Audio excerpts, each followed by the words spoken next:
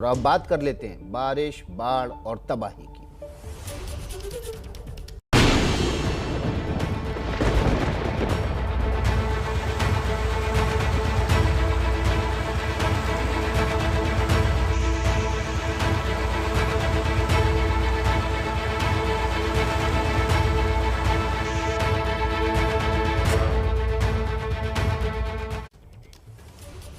तो देश में कई राज्यों में बाढ़ और बारिश से हाल बेहाल है। हिमाचल प्रदेश के धर्मशाला में बाढ़ से भीषण तबाही मची है।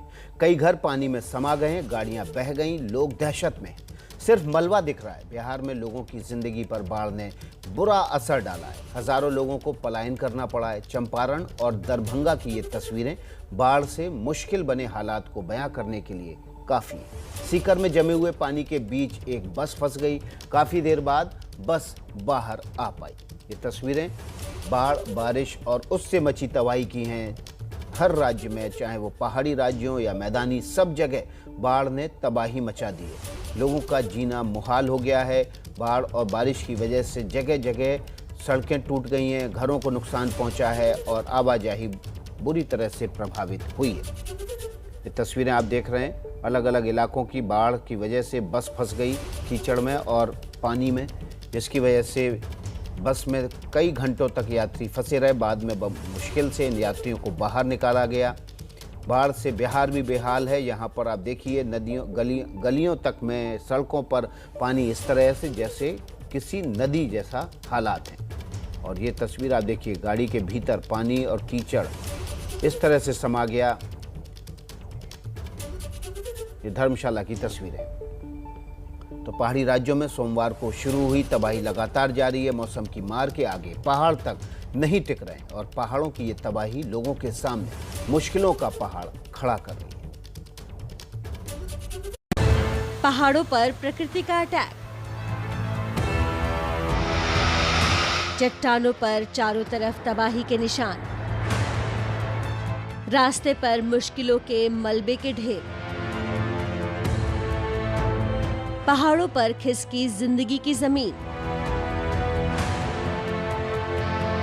तस्वीरें रात के अंधेरे की हैं। नीचे पानी अपनी पूरी रफ्तार से बह रहा है और ऊपर रस्सियों के सहारे एनडीआरएफ जिंदगियों को बचाने की जद्दोजहद कर रहे हैं। ये तस्वीरें हिमाचल के कांगड़ा जिले की हैं। 2 दिनों की भारी बारिश से पहाड़ों पर अचानक आने वाली बाढ़ और चट्टान खिसकने का सिलसिला थम नहीं रहा है।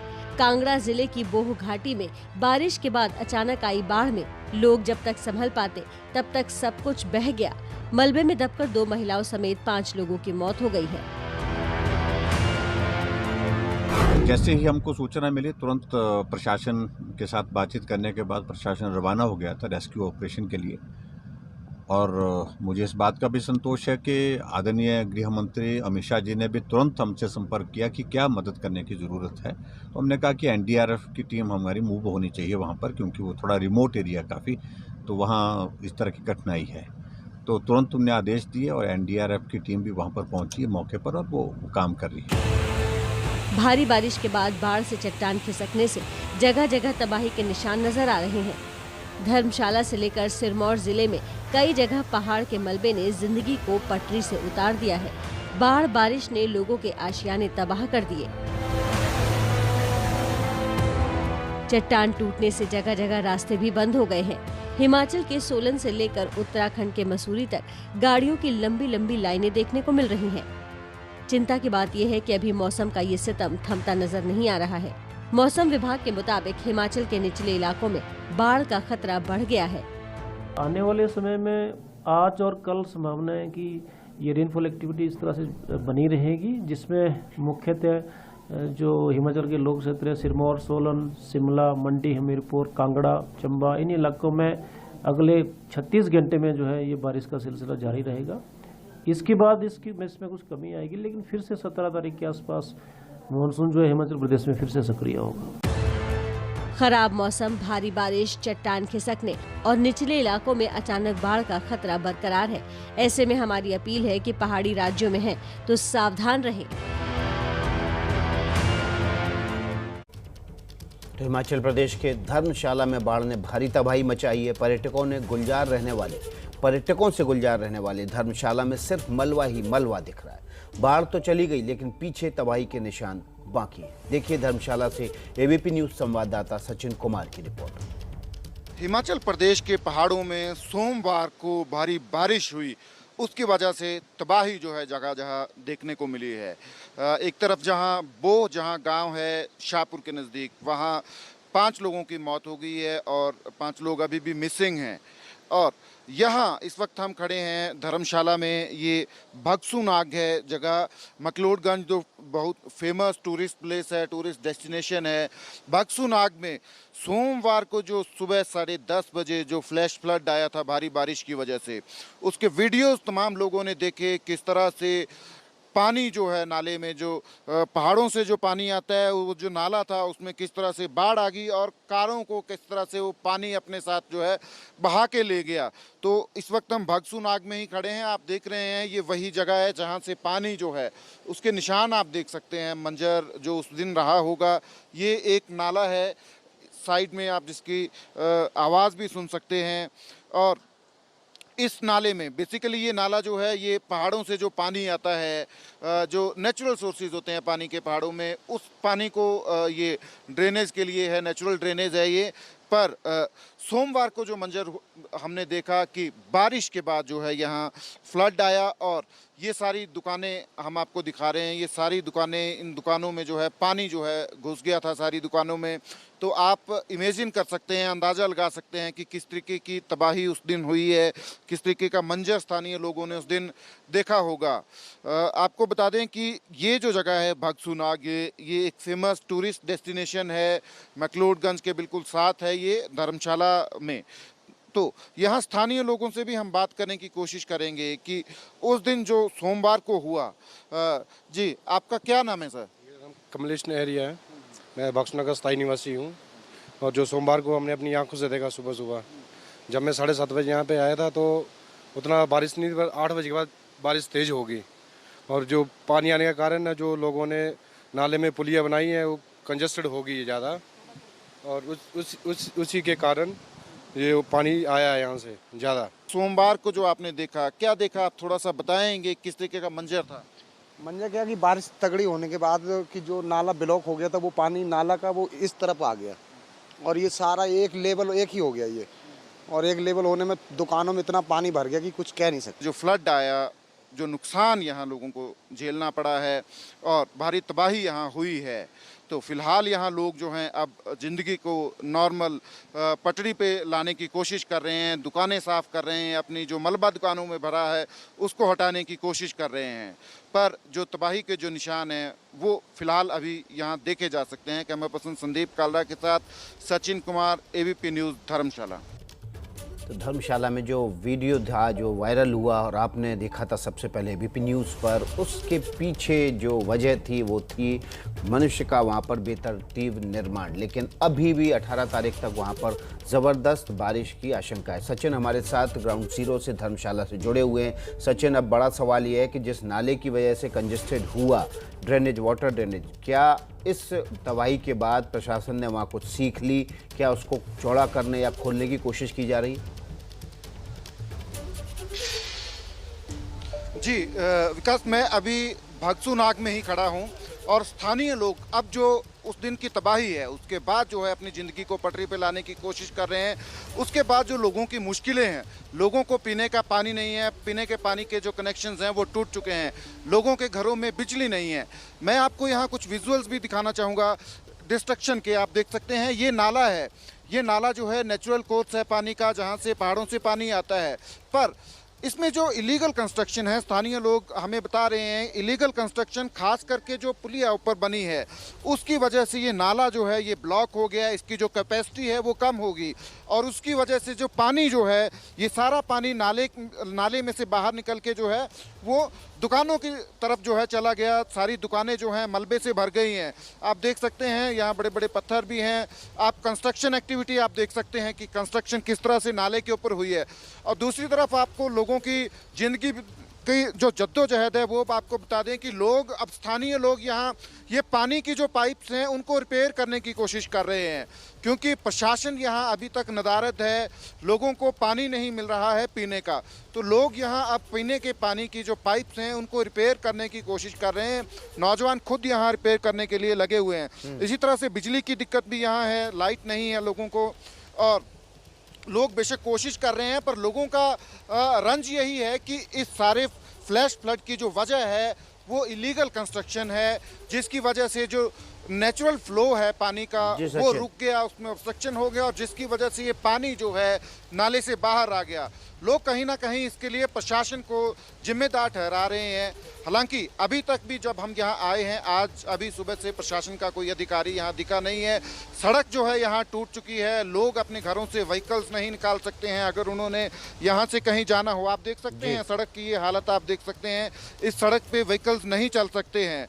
तो लोगों की ज़िंदगी यहाँ टफ है सोमवार की त्रासदी के बाद, पर किसी ना किसी तरीके से लोग जो हैं कोशिश कर रहे हैं। ग्राउंड जीरो से रिपोर्ट भेज रहे हैं, उससे साफ है कि प्रशासन की लापरवाही की वजह से वो फ्लैश फ्लड आया, और अभी भी उस तबाही के बाद भी प्रशासन जागा नहीं है। पानी, बिजली से लेकर वो पुलिया अभी भी है, जिसकी वजह से इस तरह की तबाही और फ्लैश फ्लड आया था। बहुत बहुत शुक्रिया सचिन आपका। और पहाड़ों से अब चल लेते हैं मैदान की तरफ और बात कर लेते हैं बिहार की। बिहार के ही दरभंगा से आई बाढ़ की तस्वीर दिखाते हैं। दरभंगा में बाढ़ की वजह से सैकड़ों लोग बेघर हो गए। सड़कों पर कई परिवारों ने शरण ली है। सरकार की ओर से टकटकी लगाए, मदद की आस लगाए लोग बैठे हैं। ये बाढ़ दरभंगा से होकर गुजरने वाली बागमती, कमला और कोसी नदी में उफान की वजह से आई है। बाढ़ का पानी खेत खलियान से होते हुए रिहायशी इलाकों तक पहुंच गया। शहर के साथ साथ कई ग्रामीण इलाकों में जिंदगी पटरी से उतर गई है। तो देखिए ये जो तबाही की तस्वीरें आप देख रहे हैं, बाढ़ की वजह से तमाम जो इलाके हैं दरभंगा और उसके आसपास के बुरी तरह प्रभावित हुए हैं। निधि श्री हमारे साथ ग्राउंड जीरो से जुड़ गई हैं। निधि, हमने कल भी आपकी रिपोर्ट देखी थी, घुटनों तक पानी में डूबते हुए आप पीड़ितों तक पहुंची थी, लेकिन क्या प्रशासन पहुंचा है? जी बिल्कुल, देखिए प्रशासन की तरफ से कोशिश ज़रूर की जा रही है उन परिवारों तक पहुंचने की, लेकिन दरअसल कई ऐसे इलाके हैं जहां बाढ़ का पानी पहुंच चुका है लेकिन प्रशासन देर से पहुंचा है, या प्रशासन की तरफ से जो औपचारिकताएं होती हैं वो उस तरीके से पूरी नहीं हो पाती हैं, खासतौर पर बाढ़ पीड़ितों के तक पहुँचने में। मैं इस वक्त नेशनल हाईवे पर मौजूद हूँ विकास, और एक बार आपको तस्वीरें ज़रा दिखा दूँ कि किस तरीके से यहाँ पर टेंट्स आप देख रहे होंगे और दोनों तरफ सड़क के पानी है, और इस पानी में ही इन तमाम लोगों का परिवार है, और इसी वजह से इस तरीके की दिक्कतें जो है वो आ रही है। देखिए ये सब जो परिवार है ये करीब 3 महीने तक इसी तरीके से यहाँ नेशनल हाईवे पर रहेगा, और दोपहर में 12 बजे रिलीफ कैंप में इन लोगों को खाना ज़रूर बांटा जाता है, लेकिन वो काफ़ी नहीं होता है। कई सारे ऐसे परिवार हैं जिन्होंने खुद से अपना जो साड़ी या अगर खुद के पैसे जुगाड़ करके टेंट्स प्लास्टिक खरीद पाए हो तो वो इसी तरीके से रहते हैं। मैं ये नहीं कहूँगी कि प्रशासन की तरफ से कोई आया नहीं है इन तक, ज़रूर पहुँचते हैं, लेकिन जितनी कोशिशें की जानी चाहिए थी वो काफ़ी नहीं हो पा रही है, और इसी तरीके से 3 महीने तक ये सभी परिवार यहाँ पर रहेंगे, फिर इनके घरों से पानी उतरेगा और ये अपने घर तक जा सकेंगे। सोमवार को पहाड़ों पर आसमानी आफत बरसी और इसी आफत ने मैदानों पर भी असर डाला। मंगलवार को मौसम की ये मार पहाड़ समेत देश के पश्चिमी हिस्से पर भी पड़ी। गुजरात, राजस्थान और महाराष्ट्र के कई इलाकों में मंगलवार को झमाझम बारिश ने कैसे परेशानी खड़ी की, रिपोर्ट देखिए। ताबड़तोड़ बारिश ने ली लोगों की परीक्षा। समंदर में बदल गई सड़कें। अंडरपास में अटक गई सांसें। पानी के जहाज की तरह नजर आ रही ये सफेद रंग की बस राजस्थान परिवहन की बस है। बस का आधे से ज्यादा हिस्सा पानी में डूबा है और अंदर बैठे सवारियों की सांसें अटकी है। सिर्फ बस पानी में ही नहीं गई, बस के अंदर की हालत भी देख लीजिए। बस के अंदर खड़ा कंडक्टर घुटने से ज्यादा पानी में खड़ा है। बस की सीट पर महिलाएं, छोटे छोटे बच्चे पैर ऊपर करके बैठे हैं। रेलवे अंडरपास में फंसी इस बस के ऊपर से ली गई तस्वीरें भी देख लीजिए। ये तस्वीर राजस्थान के सीकर जिले की है। गर्मी से परेशान सीकर में मंगलवार को पहली बारिश हुई, जिसने सीकर को सराबोर कर दिया और इसी दौरान फतेहपुर क्षेत्र में एक नहीं बल्कि 2 बसें अंडरपास में फंस गयी। पानी में फंसी दोनों बसों में करीब 38 से 40 लोग सवार थे। बस के पानी में जाते ही सवारियों में चीख पुकार मच गई। 2 घंटे की मशक्कत के बाद क्रेन की मदद से लोगों को बाहर निकाला गया। ऐसी यात्रा किसी भी सवारी के लिए मंगलमय तो नहीं कही जा सकती। आधी आधी बसों के अंदर पानी घुस गया है, सीटों तक पानी आ रहा है। राजस्थान में तो ये पहली बारिश थी, लेकिन महाराष्ट्र 2-3 दिनों से लगातार बारिश के वार को बर्दाश्त कर रहा है।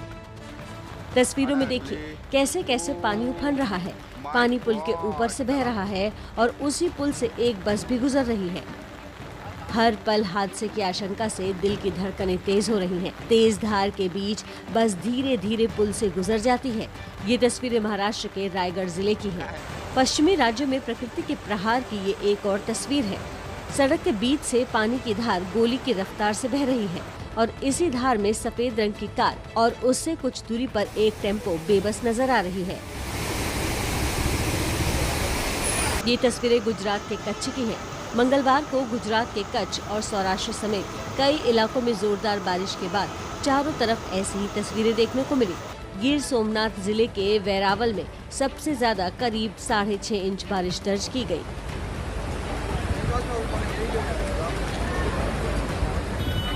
जोरदार बारिश से गुजरात में भी नदी नाले उफान पर हैं। मौसम विभाग ने अगले 4 दिनों तक गुजरात में बारिश का अनुमान जताया है।